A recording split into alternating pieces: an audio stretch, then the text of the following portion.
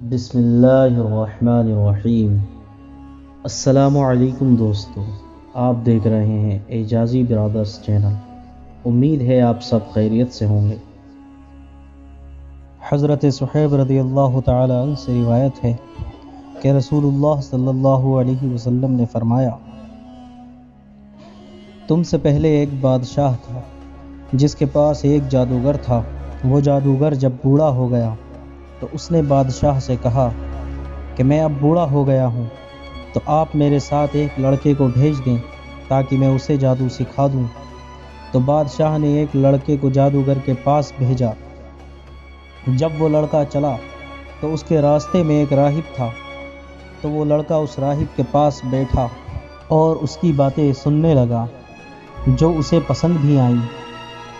پھر جب بھی وہ جادوگر کے پاس آتا اور راہب کے پاس سے گزرتا تو اس کے پاس بیٹھتا، اور جب وہ لڑکا جادوگر کے پاس آتا تو وہ جادوگر اس لڑکے کو مارتا۔ تو اس لڑکے نے اس کی شکایت راہب سے کی، تو راہب نے کہا کہ اگر تجھے جادوگر سے ڈر ہو تو کہہ دیا کر کہ مجھے گھر والوں نے روک لیا تھا، اور جب تجھے گھر والوں سے ڈر ہو تو کہہ دیا کر کہ مجھے جادوگر نے روک لیا تھا۔ اسی دوران ایک بہت بڑے درندے نے لوگوں کا راستہ روک لیا۔ جب لڑکا اس کی طرف آیا تو اس نے کہا کہ میں آج جاننا چاہوں گا کہ جادوگر افضل ہے یا راہب افضل ہے، اور ایک پتھر پکڑ کے کہنے لگا، اے اللہ، اگر تجھے جادوگر کے معاملے سے راہب کا معاملہ زیادہ پسندیدہ ہے تو اس درندے کو ہلاک کر دے تاکہ لوگوں کے لیے راستہ کھل جائے۔ اور پھر وہ پتھر اس نے اس درندے کو مار ڈالا اور اسے قتل کر دیا۔ لوگ گزرنے لگے۔ پھر وہ لڑکا راہب کے پاس آیا اور اسے اس کی خبر دی، تو راہب نے اس لڑکے سے کہا کہ اے میرے بیٹے، آج تو مجھ سے افضل ہے، کیونکہ تیرا معاملہ اس حد تک پہنچ گیا ہے کہ جس کی وجہ سے تو ان قریب ایک مصیبت میں مبتلا کر دیا جائے گا۔ پھر اگر مبتلا کر دیا جائے تو کسی کو میرا نہ بتانا۔ اور وہ لڑکا مادرزاد اندھے اور کوڑھی کو صحیح کر دیا کرتا تھا، بلکہ لوگوں کی ساری بیماریوں کا علاج کر دیتا تھا۔ بادشاہ کا ایک ہم نشین اندھا ہو گیا۔ اس نے لڑکے کے بارے میں سنا تو وہ بہت سے تحفے لے کر اس کے پاس آیا اور اس سے کہنے لگا کہ اگر تم مجھے شفا دیتے ہو تو یہ سارے تحفے جو میں یہاں لے کر آیا ہوں وہ سارے تمہارے لیے ہیں۔ اس لڑکے نے کہا کہ میں کسی کو شفا نہیں دے سکتا، شفا تو اللہ تعالیٰ دیتا ہے۔ تو اگر تو اللہ پر ایمان لے آئے تو میں اللہ تعالیٰ سے دعا کروں گا کہ وہ تجھے شفا دے دے۔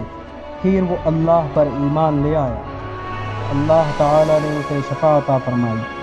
پھر وہ آدمی بادشاہ کے پاس آیا اور اس کے پاس بیٹھ گیا جس طرح کہ وہ پہلے بیٹھتا تھا۔ بادشاہ نے اس سے کہا کہ کس نے تجھے تیری بینائی واپس لوٹا دی؟ اس نے کہا کہ میرے رب نے۔ تو بادشاہ نے کہا کہ میرے علاوہ بھی تیرا کوئی رب ہے؟ اس نے کہا کہ میرا اور تیرا رب اللہ ہے۔ پھر بادشاہ نے اس کو پکڑ کر اسے عذاب دینا شروع کر دیا۔ بہت عذاب سہنے کے بعد اس آدمی نے بادشاہ کو لڑکے کے بارے میں بتا دیا۔ پھر جب وہ لڑکا آیا تو بادشاہ نے اس لڑکے سے کہا کہ اے بیٹے، کیا تیرا جادو اس حد تک پہنچ گیا ہے کہ اب تو مادرزاد اندھے اور کوڑی کو بھی صحیح کرنے لگا؟ اور ایسے کیسے کرتا ہے؟ لڑکے نے کہا، میں تو کسی کو شفا نہیں دیتا، بلکہ شفا تو اللہ تعالیٰ دیتا ہے۔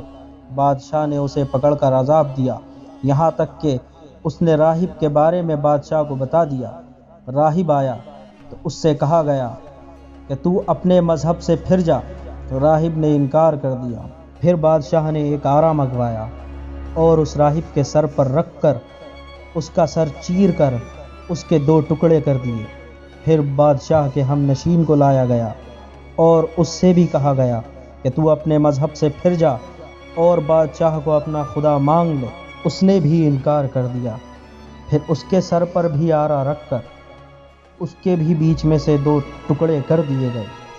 پھر اس لڑکے کو بلوایا گیا، وہ آیا تو اس سے بھی یہی کہا گیا کہ اپنے مذہب سے پھر جا۔ اس نے بھی انکار کر دیا۔ تو بادشاہ نے اس لڑکے کو اپنے کچھ ساتھیوں کے حوالے کر کے کہا، اسے فلاں پہاڑ پر لے جاؤ اور اسے اس پہاڑ کی چوٹی پر چڑھاؤ۔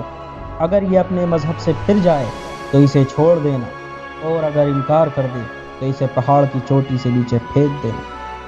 چنانچہ بادشاہ کے ساتھی اس لڑکے کو پہاڑ کی چوٹی پر لے گئے تو اس لڑکے نے کہا، اے اللہ، تو مجھے ان لوگوں سے زیادہ کافی ہے، جس طرح تو چاہے مجھے ان سے بچا لے۔ اس پہاڑ پر فوراً ایک زلزلہ آیا، جس سے بادشاہ کے وہ سارے ساتھی گر گئے، اور وہ لڑکا چلتے ہوئے بادشاہ کی طرف آ گیا۔ بادشاہ نے اس لڑکے سے پوچھا کہ تیرے ساتھیوں کا کیا ہوا؟ لڑکے نے کہا، اللہ پاک نے مجھے ان سے بچا لیا ہے۔ بادشاہ نے پھر اس لڑکے کو اپنے ساتھیوں کے حوالے کر کے کہا، اسے ایک چھوٹی کشتی میں سوار کر کے سمندر کے بیچ لے جاؤ، اور یہ اگر اپنے مذہب سے پھر بھی نہ پھرے تو اسے سمندر میں ڈال دینا۔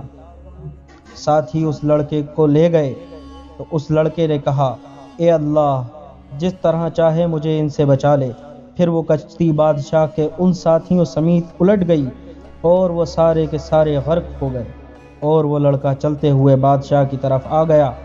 بادشاہ نے اس لڑکے سے کہا، تیرے ساتھیوں کا کیا ہوا؟ اس نے کہا، اللہ تعالیٰ نے مجھے ان سے بچا لیا ہے۔ پھر اس لڑکے نے بادشاہ سے کہا، تو مجھے قتل نہیں کر سکتا جب تک کہ اس طرح نہ کرو جس طرح میں تجھے حکم دیتا ہوں۔ بادشاہ نے کہا، کیا حکم ہے تیرا؟ اس لڑکے نے کہا، سارے لوگوں کو ایک میدان میں اکٹھا کرو اور مجھے سولی کے تختے پر لٹکاؤ، پھر میرے ترکش سے ایک تیر کو پکڑو، پھر اس تیر کو کمان میں رکھو، اور پھر یوں کہو، اس اللہ کے نام سے جو اس لڑکے کا رب ہے، پھر مجھے تیر مارو۔ اگر تم اس طرح کرو تو مجھے قتل کر سکتے ہو۔ پھر بادشاہ نے لوگوں کو ایک میدان میں اکٹھا کیا، اور پھر اس لڑکے کو سولی کے تختے پر لٹکا دیا۔ اس کے ترکش میں سے ایک تیر لیا، پھر اس تیر کو کمان میں رکھا، اور کہا، اس اللہ کے نام سے جو اس لڑکے کا رب ہے۔ پھر وہ تیر اس لڑکے کو مارا تو وہ تیر لڑکے کی کنپٹی میں جا گھسا، تو لڑکے نے اپنا ہاتھ تیر لگنے والی جگہ پر رکھا اور وہ مر گیا۔ تمام لوگ پکار اٹھے، ہم ایمان لائے اس لڑکے کے رب پر۔ بادشاہ کو اس کی خبر دی گئی اور اس سے کہا گیا کہ تجھے جس بات کا ڈر تھا، اب وہی بات آن پہنچی ہے کہ لوگ ایمان لے آئے ہیں۔ بادشاہ نے خندق کھدوانے کا حکم دیا، پھر خندق کھودی گئی اور خندقوں میں آگ جلا دی گئی۔ بادشاہ نے کہا، جو آدمی اپنے مذہب سے پھرنے سے باز نہیں آئے گا تو میں اس آدمی کو اس خندق میں ڈال دوں گا۔ تو انہیں خندق میں ڈال دیا گیا، یہاں تک کہ ایک عورت آئی اور اس کے ساتھ ایک بچہ بھی تھا۔ وہ عورت خندق میں گرنے سے گھبرائی تو اس عورت کے بچے نے کہا، اے امی جان، صبر کرو کیونکہ تم حق پر ہو۔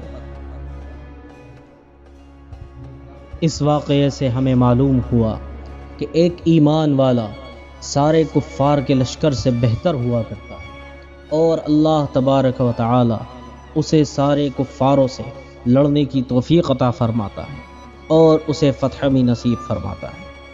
اللہ تعالی ہمیں اور آپ کو بھی ایسا ہی کامل ایمان عطا فرمائے، آمین یا رب العالمین۔